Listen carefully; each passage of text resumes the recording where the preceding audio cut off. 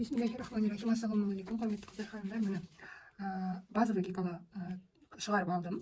Енді осыны құрастыратын боламыз. Міне осылай келеді, иә. Мынау схема бойынша қарап отырып құрастырамыз. Қойып аламын өзіме көрінетін етіп, иә.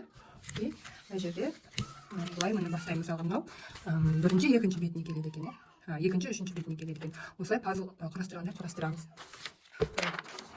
Мынау бірінші беті екен, екінші мына осылай бір-біріне скотчта құрастырам. Міне осылай қойып аламын, иә, и скотчпен скотчтаймын. Өзіме керек 48-ші размер шығарып алдым. Міне сіздерге өздеріңізге керек размер шығарып аласыздар. Міне жазып қойған алдыңғы бөлік, артқы бөлік, мынау жеңі, базовый гекала.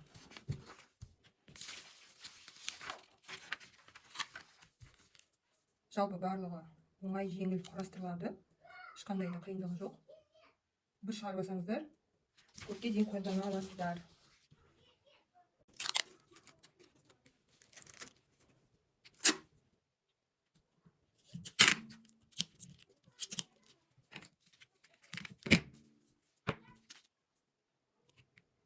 Бір-біріне 0,5 мм ғана кіріп тұрады екен.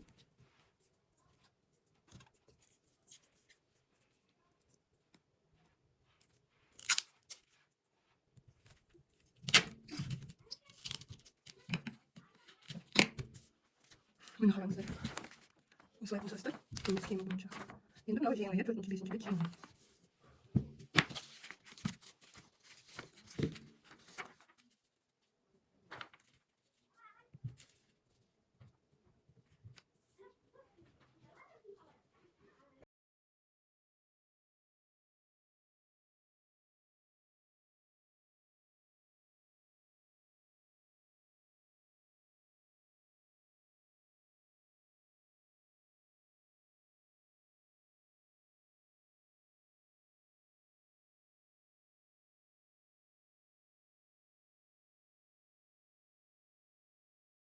Міне қараңыздар, қыздар.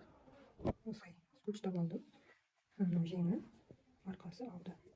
И мына жерлеріне жеңі қосып жатыр. И астына мыналар, иә. Осыларды бүйтіп қойып шығамын. Сосын қайшымен керегіне шегелерін алып тастаймын. Мына жері сәл келмей қалған екен. Қағаз принтерде дұрыс түспей қалды ма? Ну, былай шамалы бүйтіп мына жерден алып қырқылып тастауға болады. Міне осылай жинайсыздар.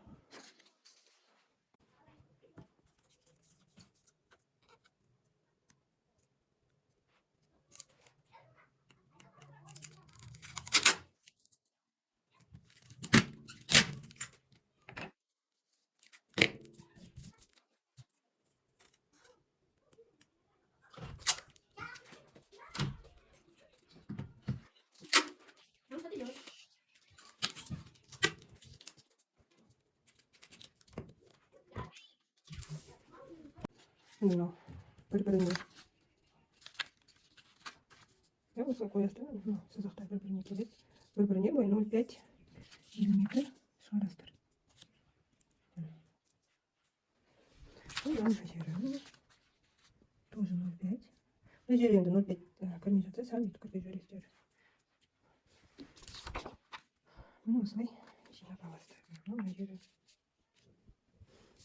бір-біріне нөмірі келу керек, екен. Осылай сызықтар бір-біріне келу керек. Вот осыны осылай бір-біріне скотчтап, и былай артығын бәрін алып тастап қырқып аламыз.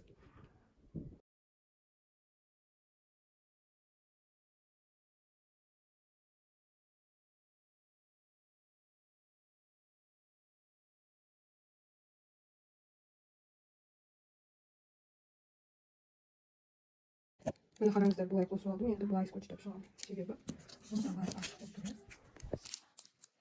Былай скотчтап шығамын. Былай, потом былай.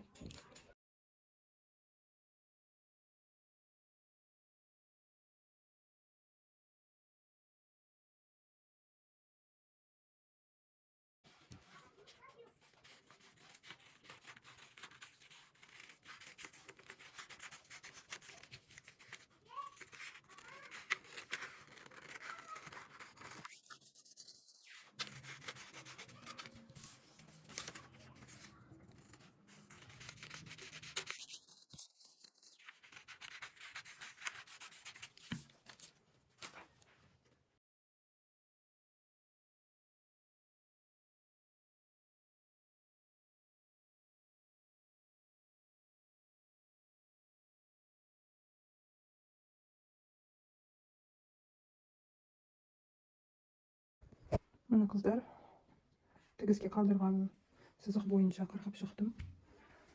Енді модельдейміз. Мынау артқы бөлігі, міне жазылып тұр, артқы бөлігі 48. Мынау не обязательно, бұл керек, когда созылмайтын матаға пішетін болсаңыз, мынаны қолдансаңыз болады. И то мынаны қырқып тастамайсыз, мына жерге матаға былай не жасайсыз да, черточка и осы жерін бір тігесіз. Сонда бұл негізі жаңағы бүкірейіп жүретін адамдарға жақсы. Сосын пиджактарды байқасаңыз, осындай не бар. Сосын бұны пиджак тігетін кезде бүйтіп модельдеуге керек. Осы жерінен түсіп тігіс. Пиджактарды сонда ғой, мына жерден түсіп тігіс. Вот, солай. И мынау бөточкиді көбісі білетін қыздар әрине біледі, ал көбісі мынаны білмейді екен. Мынаны жабу үшін база бойынша осы жерден бастап түседі бөточки. Мынаны қырыққан кезде просто қырқамыз, мына жерге шейін, ұшына шейін. Әрине түсіп алып қалмау керек, мынау бөлігі.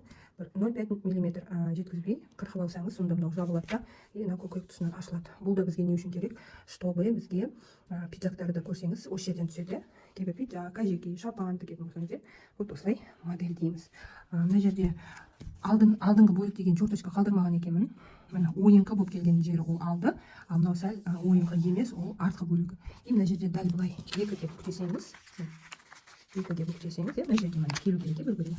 И мына жерін не істеп, осылай кішкене бүктеп жіберсеңіз, тура мынау головканың центрі шығады. Бұған да черточка сызылмаған екен, мынаны негізі тура ортасына істеймін деген, бірақ мынау сызық түсіп қалған екен. И осы жерін өзіңізге бүйтіп карандашпен белгілеп, немесе кішкене бүйтіп 0,5 қырық қойсаңыз, уже мынау головканың центрі екені байқалады. Енді модельдеуге көшеміз.